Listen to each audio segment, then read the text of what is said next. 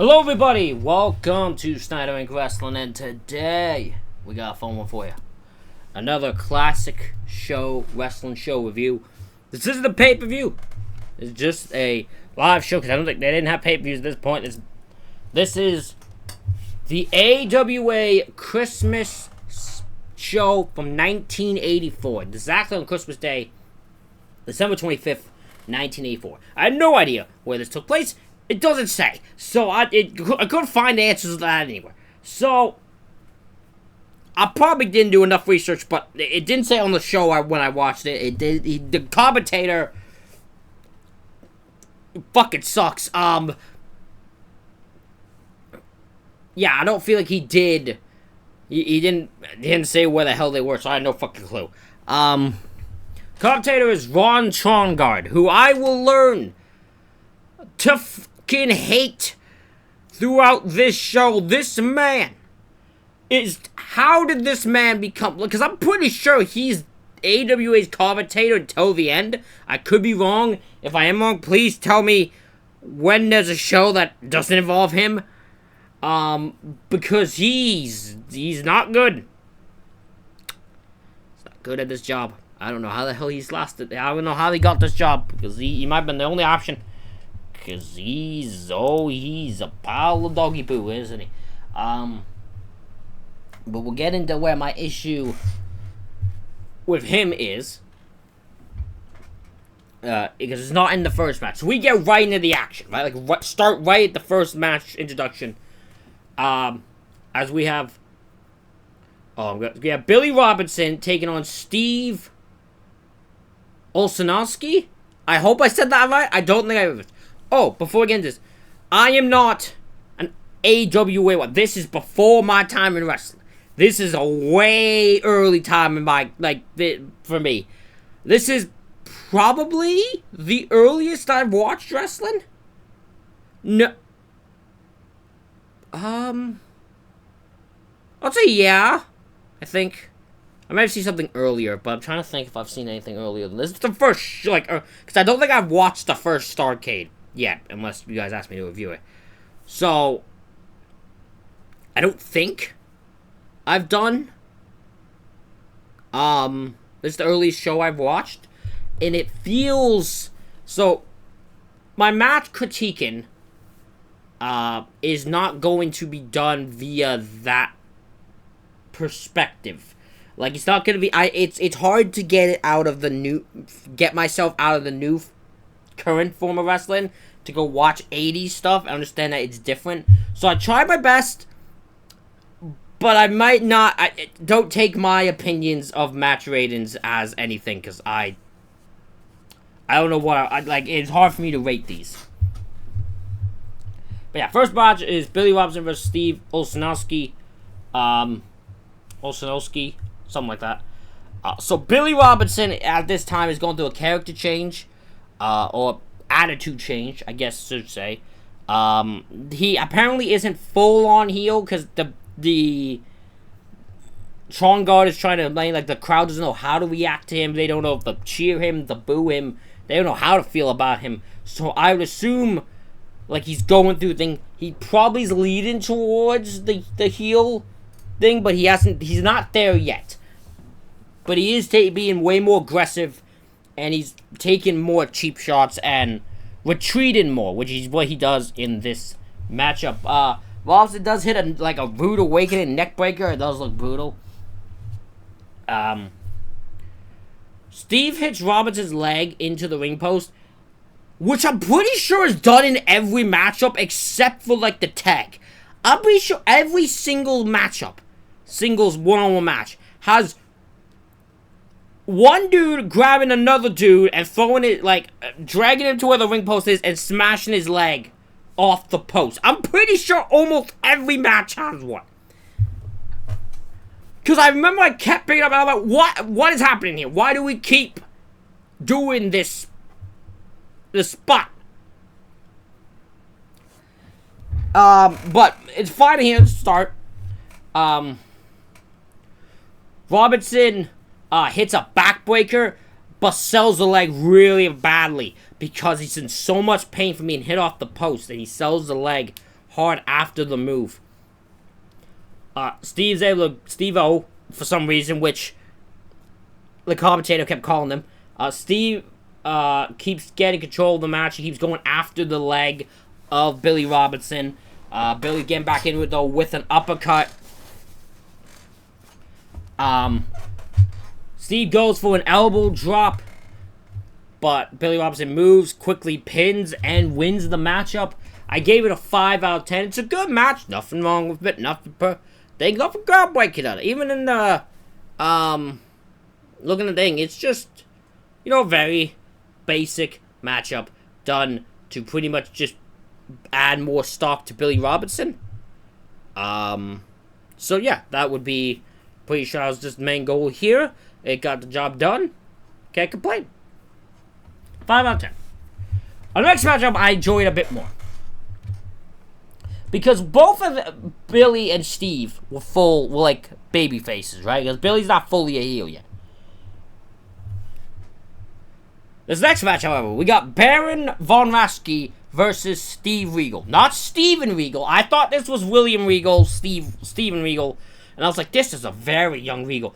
No, this is a different wrestler who went by the name Steve Regal. Very different wrestler. I had to double check. He just recently passed. This Steve Regal recently passed away just last year. R.I.P. But this Steve Regal might be one of my two favorite people on this show. I'll get to the other one because it's the other one's the first time I'd seen him. I remember seeing him, and it's holy shit. But Steve Regal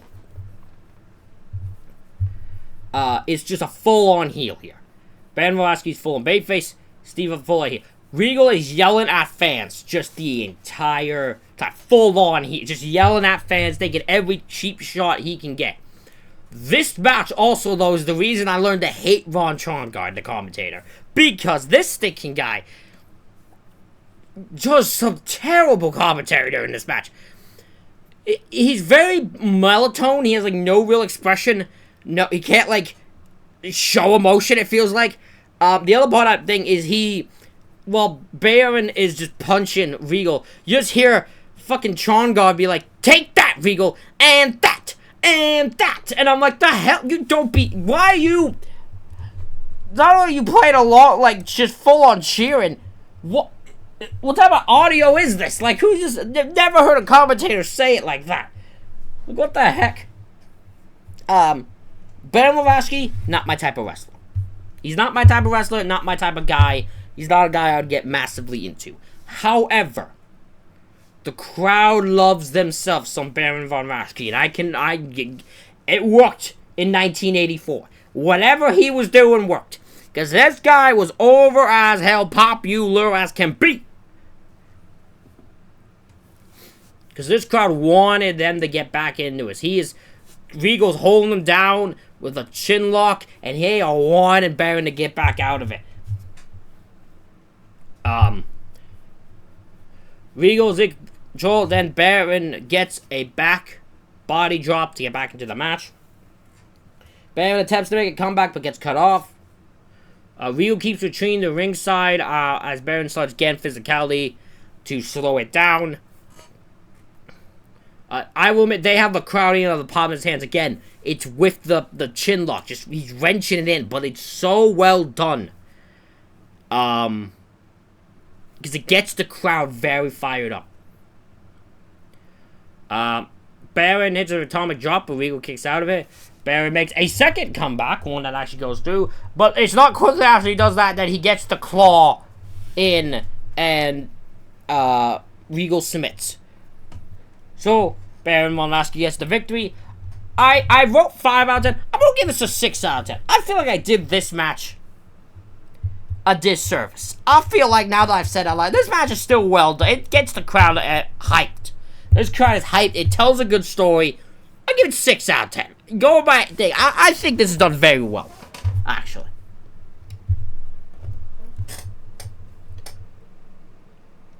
Should I put my match ratings on the screen? I feel like I should do that. Let me know if you guys think I should do that for the next ones. Our next matchup is Jim Brunzell versus Mr. Saito. I'm going to be honest, I don't know much about either of these two. This is, again, most people, the first few matches have people I'm not aware of. Like, I wasn't aware of Steve Regal. I don't really know much about Billy Robinson. I've heard the name. Steve Olszanowski, never heard before. Jim Brunzell and Mr. Saito, I've heard named, but I've never watched them, don't know anything about them.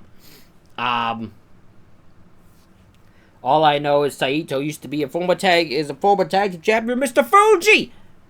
Look at that!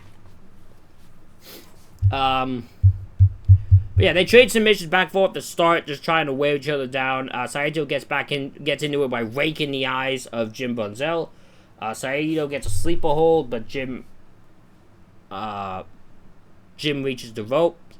He locks Sleeper back in, though, and then Jim Brunzell sends him into the corner, but does more damage to himself than Saito. Jim Brunzell sends Saito's leg into the ring post. We get a figure 4 by Jim Brunzell. Saito gets back in the match, though, and starts choking Brunzell. We get a second figure 4. But at the end, the match goes to a 15-minute time limit draw. I gave the match 6 out of 10. Told a good story. Got the point across.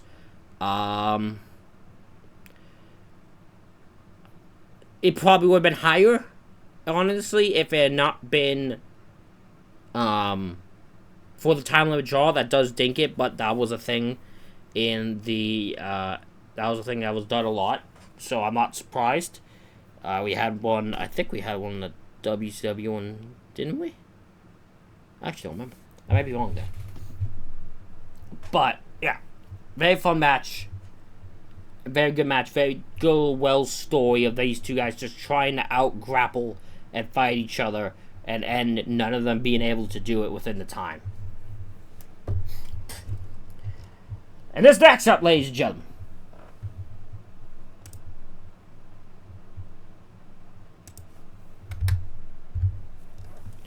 this next matchup is what I was excited for. Hold on, I'm just putting my... I've got to put my match frame down on my notes. So let me do that quickly so I don't forget.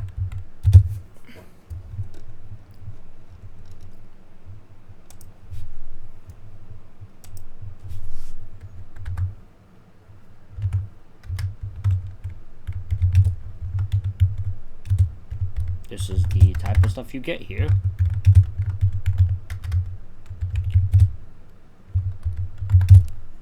Okay. Anyways, back to what I was saying. This match was the one I was looking forward to the most when I saw, because on the description of the video, which you'll see in the description, in my description, you can find a link to this show that I watched. I saw they listed all the matches, and when I saw this one, I was invested. It's young Kurt Hennig.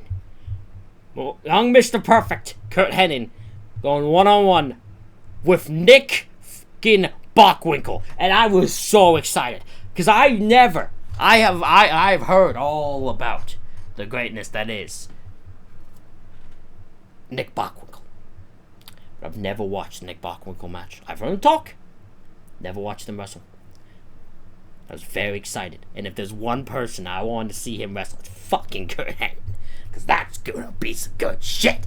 And this was awesome. Nick Bockwinkel is the type of wrestler that anyone who wants to be a heel in this business should study. He's perfect at this. He is perfect at being a heel, especially when he's taking on a younger opponent. He's fantastic to do this entire thing. So Nick is in control of the match, having the more experience. He sends Kurt Hennig face first into the announce table. He doesn't break, obviously, but face first does some damage. He's bringing the fight to Kurt Hennig, just wearing him down. Kurt hits a drop kick, but Bockwinkel's able to kick out. We get a double down, both men just hitting shoulder attacks on each other, going down.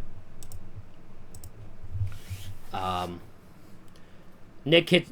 hits a knee to the gut, but Hennig's able to kick out of that. Hennig hits a back body drop. Bockwinkel gets back in, trying to lock in the sleeper. Hennig's able to make a comeback, locks a figure four. Bockwinkel locks a figure four, but he's able to reverse it. Bockwinkel goes for the second time, gets caught in a roll-up, and Kurt Hennig picks up the victory. Now, this is one of the times I'm going to include the post-match in with the match rating, because it tells the whole story. Because after that victory, Bockwinkel snaps. He doesn't act... Because the one thing Trongard does put all real quickly. Bockwinkel losing this match pretty much takes him out of the title picture for now. He does not have any claim to getting another shot at the AWA World Heavyweight title because he has just lost here. So Bockwinkel loses and begins attacking Hennig, attacking Kurt Hennig. He sends him to the outside and sends him into the ring post. Kurt Hennig is busted open, bleeding. Nick hits 2 pile drivers back to back on him, and the security and all them all the wrestlers are trying to get Nick away from Hennig, but he just keeps moving forward. He grabs a chair that was brought in. I think someone's throwing it in, and he grabs it and just hits him in the head with it. Not like a full you see Attitude Era style, but just drops it on his head, and it does look. He sells it brutally, does Hennig. And they just keep trying to get him back. He keeps going for more kicks and more attacks. He can't stop himself. He's he's possessed is the word used.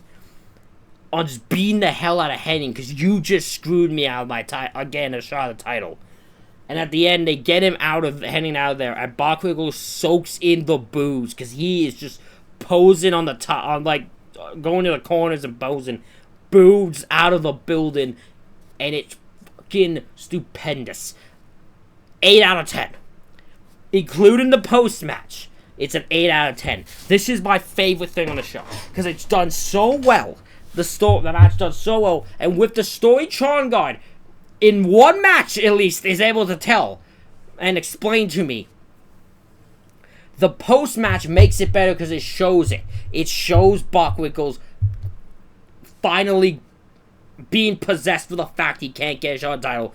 And just going off the hinges and beating the hell out of Kurt Hennig. And Bockwinkel would not get the belt back for 2 or so years. 2 or 3 years. So he is kept out of the title picture for a while at this point. Then our next matchup is a tag team match. As King Kong Brody, aka a good old Bruiser Brody, which I was excited when I saw his name on here, teams up with the Masked Superstar, who I don't know who that is, actually, I'm not gonna lie. I didn't even look it up, so that's on me. With their manager, Sheik, taking on Greg Gagne and Jerry Blackwell. I don't know much about Jerry Blackwell. I don't know anything about Jerry Blackwell. I don't know who the Masked Superstar is. Don't know much about Jerry Blackwell. The other two I don't know. In here. It's an all-out brawl to start. It's a match involving Brody. You can't really be surprised. Brody's beating just hitting Blackwell, but he will not go down. They finally wear him down and get control. He tags in Greg Gagne. Blackwell's able to tag in Greg Gagne, where the place goes ballistic. I was flabbergasted at how loud the place got. He got the loudest pop. He gets the loudest reaction of the entire night. This crowd wanted to see Brody and the Masked Superstar get their ass kicked. They wanted to see them get their ass kicked here. Brody takes down Greg, though, when Axe handles shots. He tries to roll him up with a sunset flip. Brody looks at a pile driver to Greg, but Blackwell just runs into the ring and just clocks him to stop it. You get a ball on the outside. Greg's finally able to make the tag to Blackwell. Blackwell hits a splash. Is able to get his house fire. Finally hits a splash. But Brody kicks out. We then get a ref bump. Didn't expect a ref bump.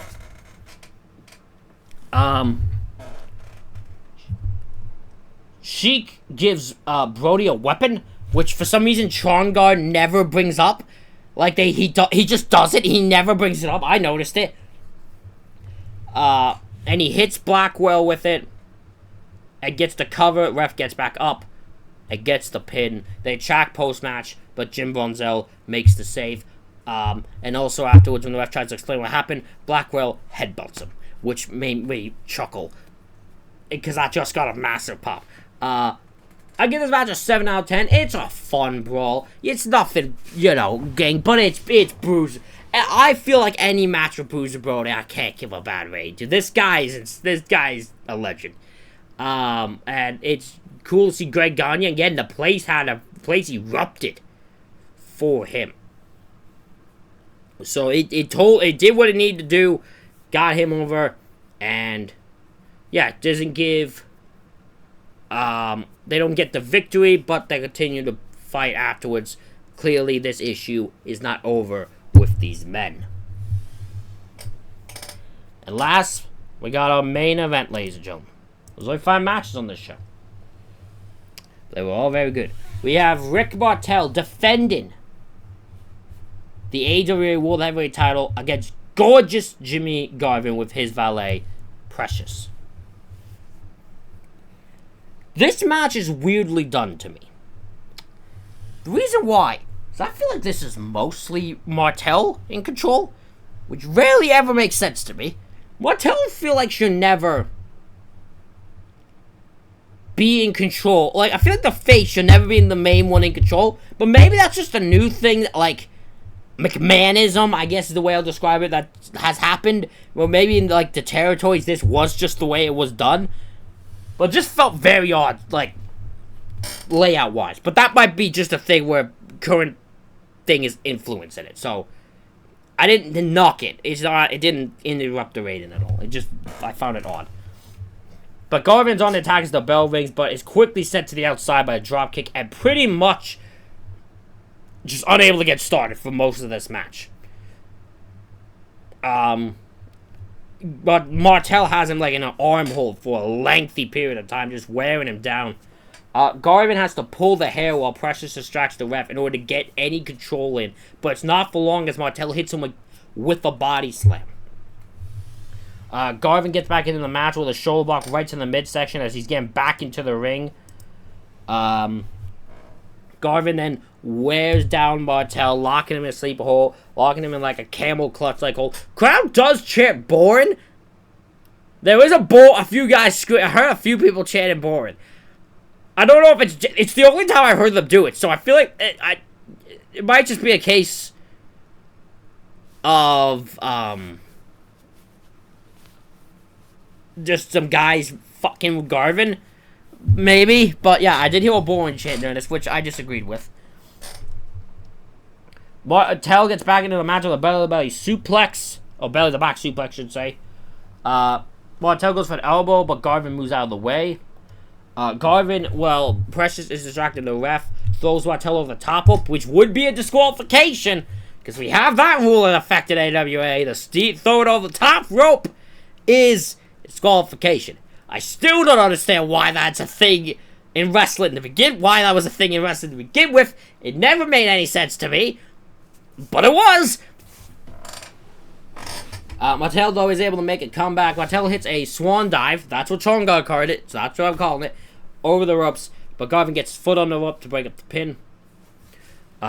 Precious gives Garvin a foreign object, which he hits Martel to pin and win. And he celebrates with the title. And then some guy comes out, who I never heard the name fully, because Chongar never made it fully said who it was, because the crowd was so loud when this guy came out. He is the matchmaker. He is the booker, the guy in charge. He's the head honcho of AWA. And he comes out and takes the belt. He's like, sees he's got foreign object, takes the foreign object, takes the belt, and tells the ref that Garvin has been disqualified and that Martel is still the AWA champion. The crowd explodes. However, this knocked the match result to me. The match rating. Because I was like, oh my god, Garvin. I was like, I don't remember them giving Garvin a title, like, thing in AWA. But I was like, hell, if it works, go with it. And then for them to do that, to just have that result, and then Garvin just not hold the belt, very, like, that kind of gave me a weird reaction. Martel would then go on to hold the belt for an entire year because he lost it around Christmas in 1985 to Stan Hansen. I wish I found that match.